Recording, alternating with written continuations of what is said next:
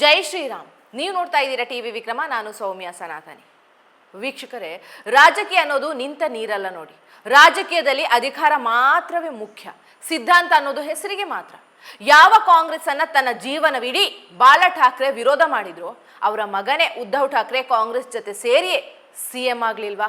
ಅದಕ್ಕೆ ಹೇಳಿದ್ದು ರಾಜಕೀಯದಲ್ಲಿ ಅಧಿಕಾರ ಮಾತ್ರ ಮುಖ್ಯ ಅಂತ. ಯಾರು ಯಾವ ಪಾರ್ಟಿಗೆ ಬೇಕಾದ್ರೂ ಜೈ ಅನ್ಬಹುದು. ಜುಲೈ 20ರಿಂದ ಸಂಸತ್ ಮುಂಗಾರು ಅಧಿವೇಶನ ಆರಂಭ ಆಗ್ತಾ ಇದೆ. ಈ ಬಾರಿ ಆದ್ರೂ ಪ್ರಮುಖ ಬಿಲ್ ಪಾಸ್ ಮಾಡ್ಕೊಳ್ಳೋದು ಬಿಜೆಪಿಯ ಲೆಕ್ಕಾಚಾರ. ಮಹಿಳಾ ಮೀಸಲಾತಿ, ಕ್ಷೇತ್ರ ಪುನರ್ವಿಂಗಡಣೆ ಬಿಲ್ ಪಾಸ್ ಮಾಡ್ಕೊಳ್ಬೇಕು ಅನ್ನೋದು ಬಿಜೆಪಿಯ ಗೇಮ್ ಪ್ಲಾನ್. ಆದ್ರೆ ಬಿಜೆಪಿ ಬಳಿ ಆ ನಂಬರ್ ಇಲ್ಲ.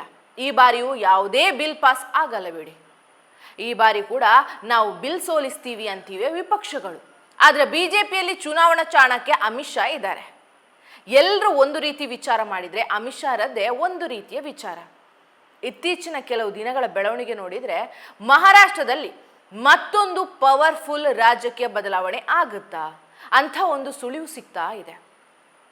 ಒಂದೇ ಕಲ್ಲಿನಲ್ಲಿ ಎರಡು ಹಕ್ಕಿ ಹೊಡಿಲಿಕ್ಕೆ ಅಮಿತ್ ಶಾ ದಾಳ ಉರುಳಿಸಿದಂತೆ ಕಾಣ್ತಾ ಇದೆ. ಮಹಾರಾಷ್ಟ್ರದಲ್ಲಿ ಈ ಆಪರೇಷನ್ ಸಕ್ಸಸ್ ಆದ್ರೆ ಕಾಂಗ್ರೆಸ್ಗೆ ಮತ್ತೊಂದು ಮರ್ಮಾಘಾತ ಆಗೋದು ಪಕ್ಕ. ಆಪರೇಷನ್ ಟೈಗರ್ ಬಳಿಕ ಆಪರೇಷನ್ ಗಡಿಯಾರ. ಎನ್ಸಿಪಿ ಶರದ್ ಪವಾರ್ ಕೂಡ ಎನ್ಡಿಎ ಮೈತ್ರಿ ಸೇರ್ತಾರಂತೆ ಅನ್ನೋದು ಸುದ್ದಿ ಜೋರಾಗಿದೆ. ಸಂಸತ್ನಲ್ಲಿ ಎನ್ಡಿಎ ತನ್ನ ಬಲ ಹೆಚ್ಚಿಕೊಳ್ಳಿಕ್ಕೆ ಒಂದೊಂದು ರಾಜ್ಯದಲ್ಲಿ ಒಂದೊಂದು ಮಾಸ್ಟರ್ ಪ್ಲಾನ್ ಮಾಡ್ತಾನೆ ಇದೆ. ಈಗ ಮಹಾರಾಷ್ಟ್ರದಲ್ಲಿ ಸೀನಿಯರ್ ಪವರ್ ಆಪರೇಷನ್.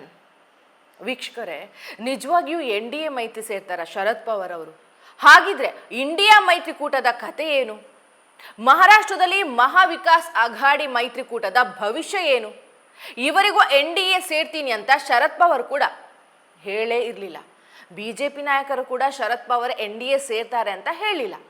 ಆದರೆ 2 ದಿನದ ಹಿಂದೆ ಏಕನಾಥ್ ಶಿಂದೆ ಶರದ್ ಪವಾರ್ ಭೇಟಿ ಭಾರಿ ಕುತೂಹಲ ಮೂಡಿಸ್ತಾ ಇದೆ. ಆಕ್ಚುಲಿ ಆಗಿದ್ದೇನು? 2 ದಿನದ ಹಿಂದೆ ಮಹಾರಾಷ್ಟ್ರ ವಿಧಾನಸೌಧದಲ್ಲಿ ಮಹಾರಾಷ್ಟ್ರ ಕರ್ನಾಟಕ ಗಡಿ ವಿವಾದ ಸಂಬಂಧ ಸಭೆ ಇತ್ತು. ಆ ಸಭೆಗೆ ಶರದ್ ಪವಾರ್ ಕೂಡ ಬಂದಿದ್ರು. ಸಭೆ ಮುಗಿಸ್ಕೊಂಡು ಶರದ್ ಪವಾರ್ ಸೀದಾ ಏಕನಾಥ್ ಶಿಂದೆ ಚೇಂಬರ್ಗೆ ಹೋದ್ರು. ಆದ್ರೆ ಅಲ್ಲಿ ಏಕನಾಥ್ ಶಿಂದೆ ಇರಲಿಲ್ಲ, ಶರದ್ ಪವಾರ್ ಬಂದಿದ್ದಾರೆ ಅಂದ ತಕ್ಷಣ ಸಂಪುಟ ಸಭೆ ಬಿಟ್ಟು ಬಂದಂತಹ ಶಿಂದೆ ಹೂಗುಚ್ಛ ನೀಡಿ ಸ್ವಾಗತ ಕೋರಿದ್ರು. ಅದಾದ ಬಳಿಕ ಇಬ್ರು ಅರ್ಧ ಗಂಟೆ ಮಾತಾಡಿದ್ರು. ಇದು ಆಗಿದ್ದು. ಎನ್ಸಿಪಿ ನಾಯಕರು ಹೇಳೋದೇನು? ಯಾವುದೇ ಚರ್ಚೆ ಆಗಿಲ್ಲ, ಎನ್ಸಿಪಿ ಶಾಸಕರೆಲ್ಲ ಶರದ್ ಪವಾರ್ ಜೊತೆ ಮಾತಾಡಬೇಕು ಅಂದ್ರು, ಹೀಗಾಗಿ ಇದೇ ಕ್ಯಾಬಿನಲ್ಲೇ ಕೂತು ಮಾತಾಡೋಣ ನಡೀರಿ ಅಂದ್ರು. ಇದು ಶಿಂದೆ ಕ್ಯಾಬಿನ್ ಅಂತ ಪವಾರ್ ಸಾಹೇಬ್ರಿಗೆ ಗೊತ್ತೇ ಇರಲಿಲ್ಲ. ನಾವೆಲ್ಲ ಮಾತಾಡಿ ಬರುವಾಗ ಶಿಂದೆ ಸಾಹೇಬ್ ಬಂದು ಹೂಗುಚ್ಛ ನೀಡಿದ್ರು ಅಷ್ಟೇ. ಶಿಂದೆ ಶರದ್ ಪವಾರ್ ಸಾಹೇಬ್ ಜೊತೆ ಪ್ರತ್ಯೇಕ ಮೀಟಿಂಗ್ ಆಗಿಲ್ಲ ಅನ್ನೋದು ಎನ್ಸಿಪಿ ಸಮರ್ಥನೆ. ವೀಕ್ಷಕರೇ, ಆದರೆ ರಾಜಕೀಯ ಪಂಡಿತರ ಲೆಕ್ಕಾಚಾರ ಅದು ಬೇರೆನೇ ಇದೆ. ಮಹಾರಾಷ್ಟ್ರದಲ್ಲಿ ಏನೋ ನಡೀತಾ, ಶರದ್ ಪವಾರ್ ಎನ್ಡಿಎ ಸೇರ್ತಾರಾ?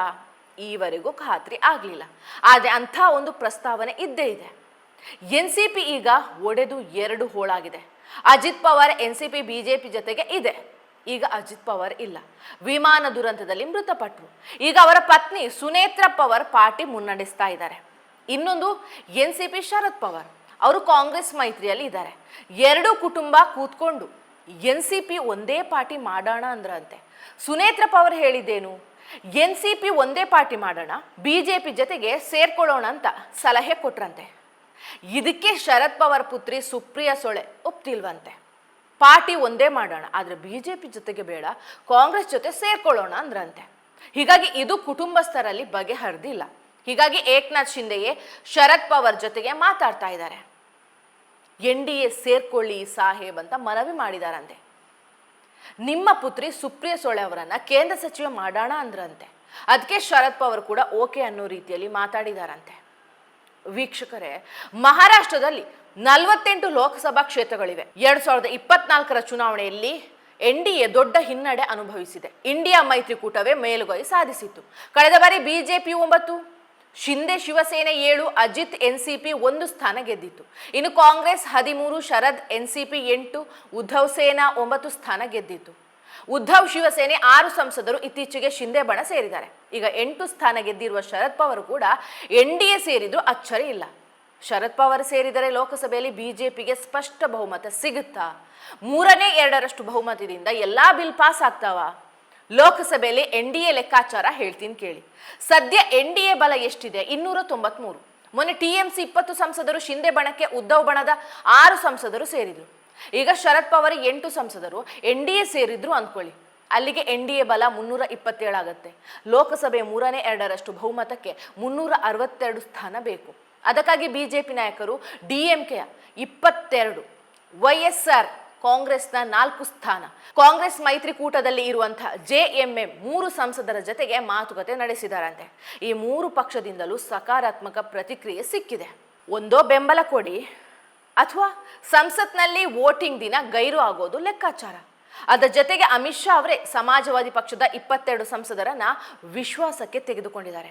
ಒಂದೋ ನಮಗೆ ವೋಟ್ ಹಾಕಿ ಅಥವಾ ಗೈರಾಗಿ ಅಂದಿದ್ದಾರಂತೆ. ಅದು ಕೂಡ ಸಕ್ಸಸ್ ಆಗಿದೆ ಅಂತೆ.